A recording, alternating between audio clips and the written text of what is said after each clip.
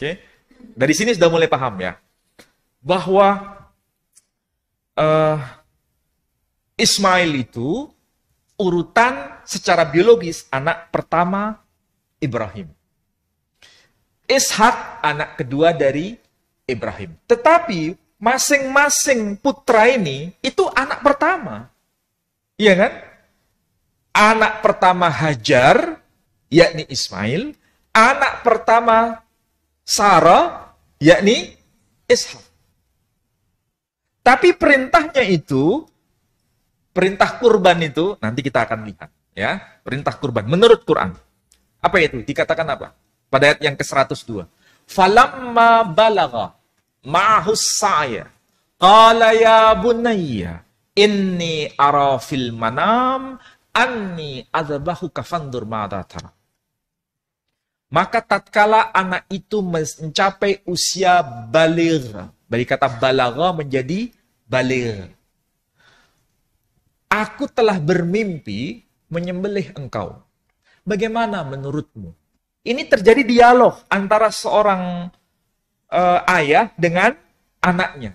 Sama-sama tahu, sama-sama bicara apa adanya. Tidak ada yang ditutup-tutupi.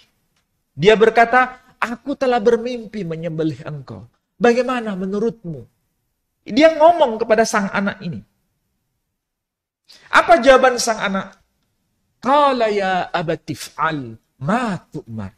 Wahai ayahku yang amat aku cintai, lakukan perintah Tuhan apapun kepadamu. Sesungguhnya engkau akan menjumpai sebagai orang yang sabar. Coba tolong baca terjemahannya. Ayat yang ke-102.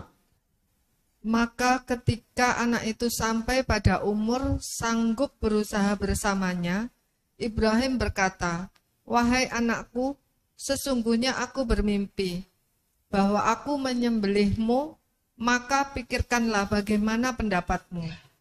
Dia Ismail menjawab, wahai ayahku, lakukanlah apa yang diperintahkan Allah kepadamu. Insya Allah engkau akan mendapatiku termasuk orang yang sabar. Nah, jelaskan. Jadi, yang dijadikan kurban itu anaknya Ibrahim atau bukan? Anaknya Ibrahim. Oke? Yang dijadikan kurban, waalaikumsalam. Yang dijadikan kurban itu binatang atau manusia? Saya tanya sekali lagi. Yang dijadikan kurban itu binatang atau manusia? Manusia. Dan manusia yang akan dijadikan kurban itu anaknya Ibrahim atau bukan? Anaknya Ibrahim. Anaknya Ibrahim itu sukarela untuk menjadi kurban atau tidak? Sukarela. Oke, jelas? Ini Quran ya. Ini Quran. Kita baca pelan-pelan. Apakah hal seperti ini juga ada dalam kitab sebelumnya? Ada. Tapi detailnya beda. Bedanya di mana? Nah, kita masih ingat ya. Saya pun masih ingat. Yang lama itu masih saya ingat benar. Karena dulu saya mengubah iman saya itu gara-gara ini. Gara-gara ini. Itu awal perubahan hidup. Dalam hidup saya itu. Di mana itu? Kitab Kejadian, pasal yang ke-22, ayat yang kedua. Sampai ayat berikutnya. Oke? Ada yang bisa bantu saya baca?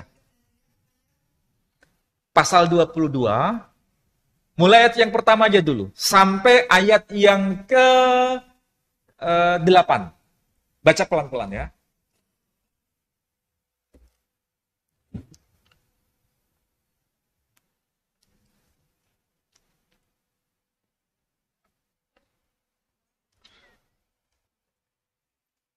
Yang sudah ketemu silakan bantu saya baca. Yang dari boleh baca.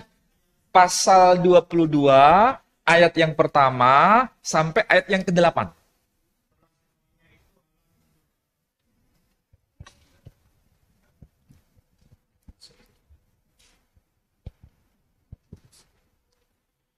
Setelah semuanya itu Allah mencoba Abraham. Ia berfirman kepadanya, Abraham, lalu sautnya, ya Tuhan, firman-Nya, ambillah anakmu yang tunggal itu yang engkau kasihi, yakni Ishak, pergilah ke tanah Moria dan persembahkanlah dia sebagai korban bakaran. pada salah satu gunung yang akan kukatakan kepadamu. Keesokan harinya pagi-pagi bangunlah Abraham, ia memasang pelana keledainya dan memanggil 2 orang bujangnya beserta Ishak anaknya. Ia membelah kayu untuk korban bakaran itu, lalu berangkatlah ia dan pergi ke tempat yang dikatakan Allah kepadanya. Ketika pada hari ketiga Abraham melayangkan pandangnya, kelihatanlah kepadanya tempat itu dari jauh.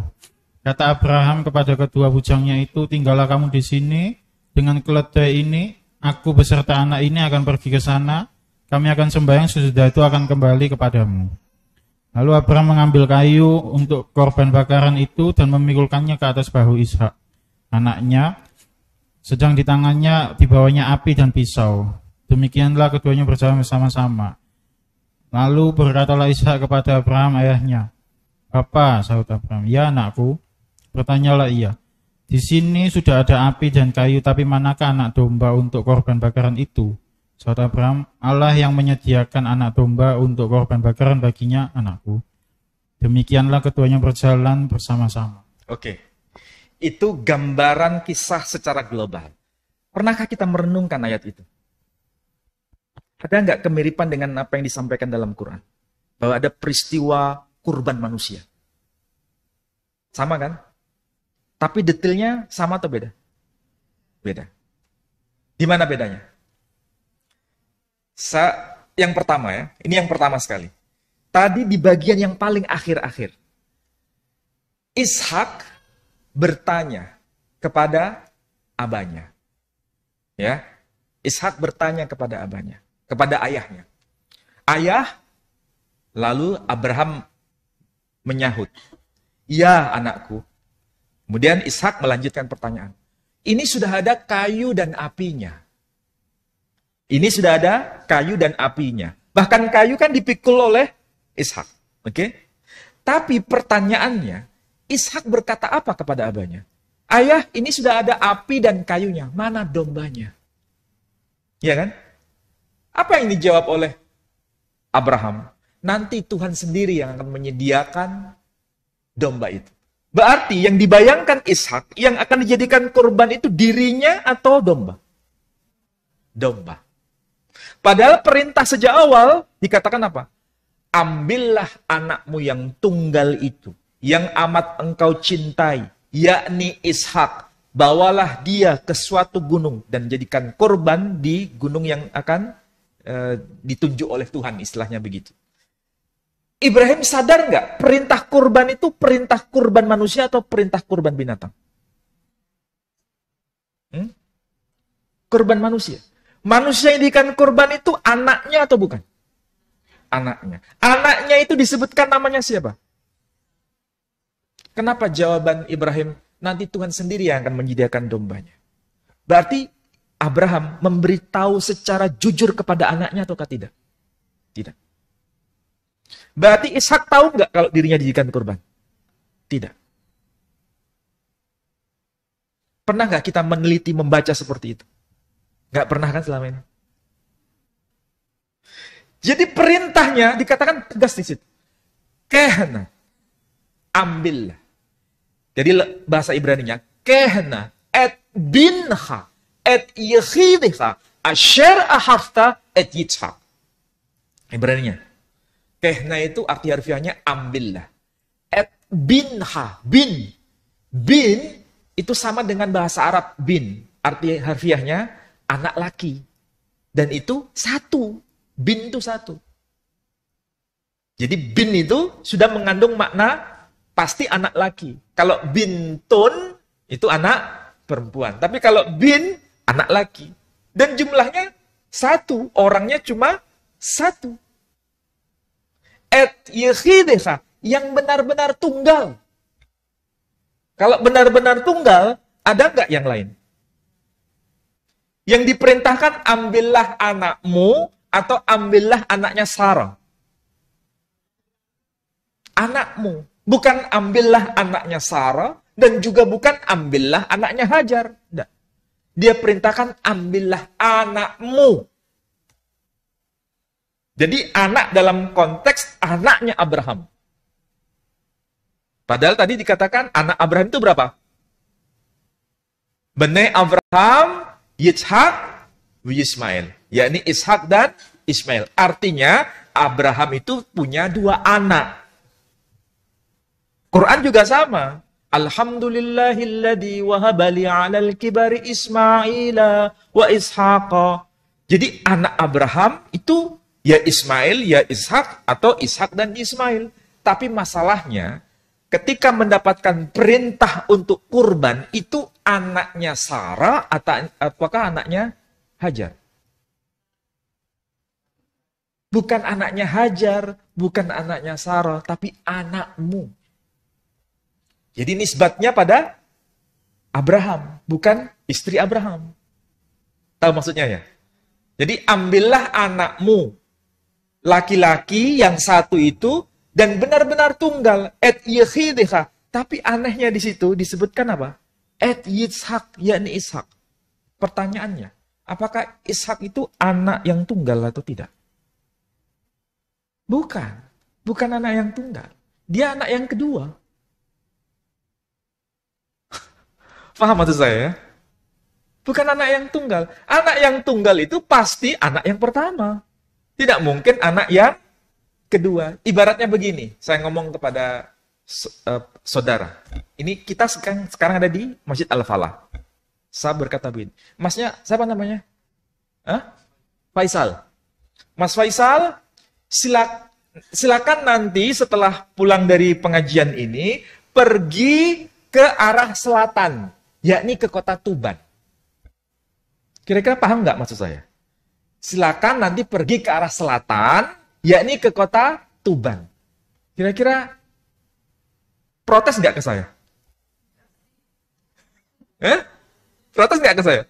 Pergilah ke arah selatan, yakni ke kota Tuban. Dia pasti ngomong ke saya, apa nggak salah perintahnya itu? Kok kalau ke selatan itu kan seharusnya Malang, iya kan? Siapa lagi? Sidoarjo, iya kan? Ini kok menyebutnya Tuban? Kalau Tuban kan utaranya Al-Falah, bukan selatan Al-Falah. Itu pertama. Sama seperti kita bayangkan. Abraham diperintah Tuhan, ambillah anakmu yang tunggal itu, yang satu-satunya itu, yang amat engkau cintai, yakni Ishak. Kira-kira nyambung nggak itu? Padahal Ishak itu anak yang kedua, bukan anak yang pertama. Tetapi meskipun begitu ya, ada kesamaan dengan Quran. Pertama, kalau menurut Alkitab tadi, disebutkan anak itu anak laki-laki.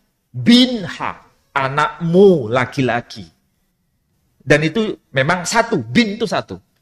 Ditambah, asher ahafta, yang amat engkau cintai. Berarti, pertama, jenis kelaminnya laki-laki, dan memang jumlah cuma satu, dan anak itu sangat dicintai Abraham. Oke? Ya. Di Quran apakah sama begitu? Jawabannya iya. Tapi menggunakan satu kata maknanya 3. Apa itu? Kalau teks Quran mengatakan apa? Ya bunayya. Wahai anakku yang amat aku cintai. Kalau terjemahan Indonesia dikatakan apa? Ayat yang ke-102. Ucapan Abraham atau Ibrahim. Oke. Wahai anakku kan. Itu terjemahan yang salah atau tidak salah? Kalau saya, itu terjemahan yang kurang tepat. Wahai anakku itu tidak salah, tapi kurang tepat. Tidak tepatnya di mana? Kalau disebutkan wahai anakku, seharusnya Quran tidak mengatakan ya bunayya, seharusnya ya ibni. Kalau ibni itu anakku. Tapi kalau bunayya itu bukan sekedar anakku. Ada ungkapan cinta di situ. Ya bunayya mengandung 3 makna. 1, anak itu laki. 2, anak itu 1. Ketiga, anak itu dicintai. Sama seperti kalau saya ngomong pada Mas Faisal misalnya. Ya akhi, itu artinya wahai saudaraku. Tapi kalau saya ngomong kepada Mas Faisal, ya uhayya, wahai saudaraku yang amat aku cintai.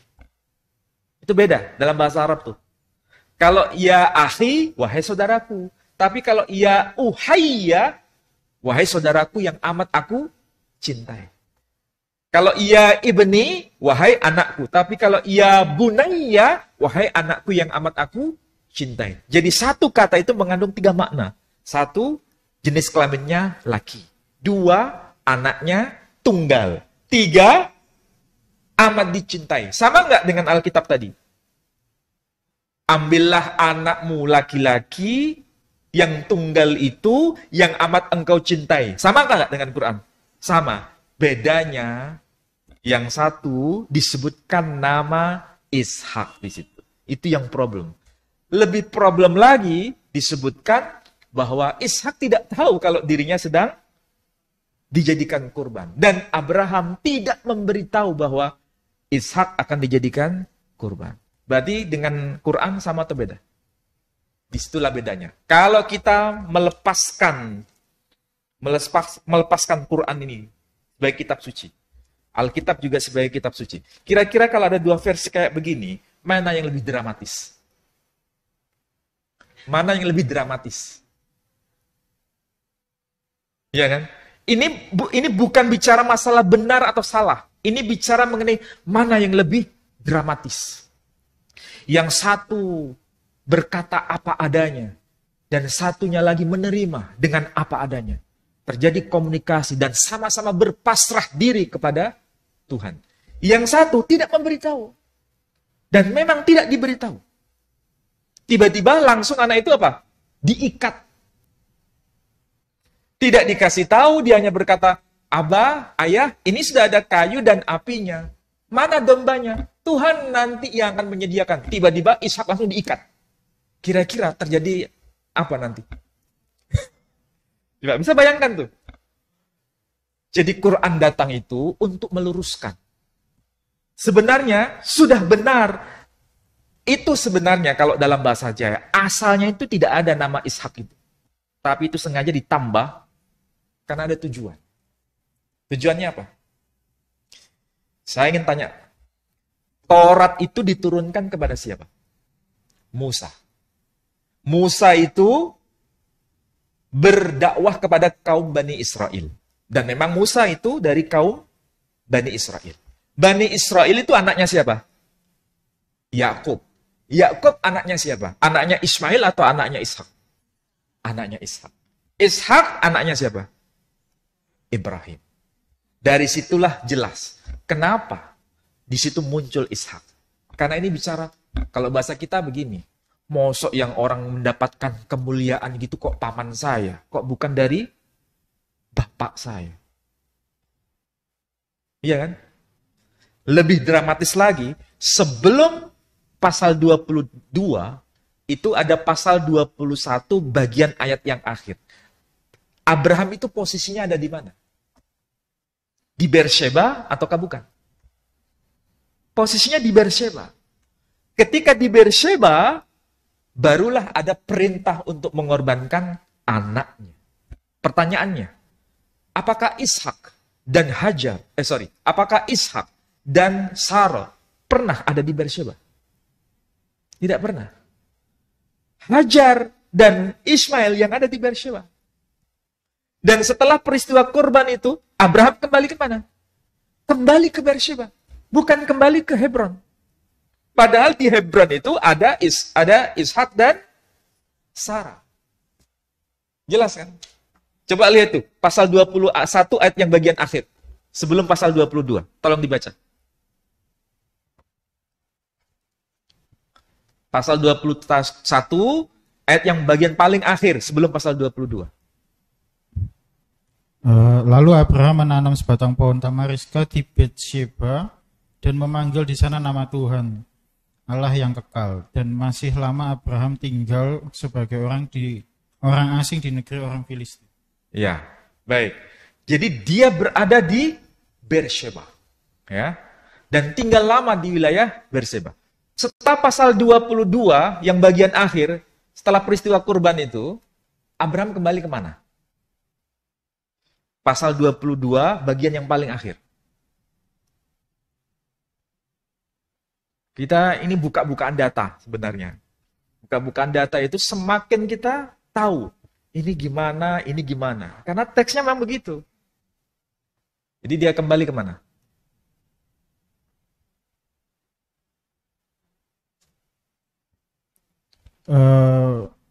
Ayat 19 ya. Kemudian kembalilah Abraham kepada kedua bujangnya dan mereka bersama-sama berangkat ke Betseba dan Abraham tinggal di Betseba. Nah, coba dia kembali kemana? Ke Betseba. Dan yang di Betseba itu adalah Ismail dan Hajar. Bukan Sarah dan Ishak. Jadi munculnya nama Ishak itu ada problem sebenarnya. Quran jelas bahwa itu berkaitan dengan anak yang pertama.